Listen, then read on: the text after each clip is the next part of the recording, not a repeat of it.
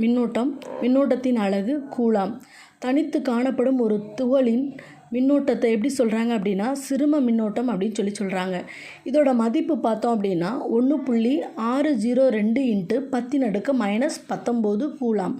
புரோட்டான்களின் மின்னோட்ட மதிப்பு நேர்குறியாகவும் எலக்ட்ரான்களின் மின்னோட்ட மதிப்பு எதிர்குறியாகவும் இருக்கும்.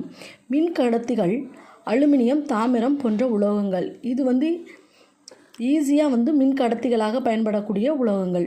மின் துகள்களை தங்களுக்குள் எளிதாக பாய அனுமதிக்காத பொருட்கள் மின் காப்பு பொருட்கள்.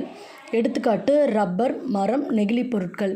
நிலைமின் காட்டியை கண்டறிந்தவர் வில்லியம் ஹில்பர்ட். எந்த வருஷம் அப்படின்னா 1600ஆம் ஆண்டு.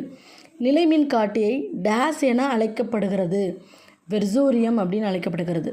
தங்க இலை நிலைமின் காட்டியை கண்டறிந்தவர் யார் அப்படின்னா ஆப்ரஹாம் பெனட். எந்த வருஷம் அப்படின்னா 1787ஆம் ஆண்டு.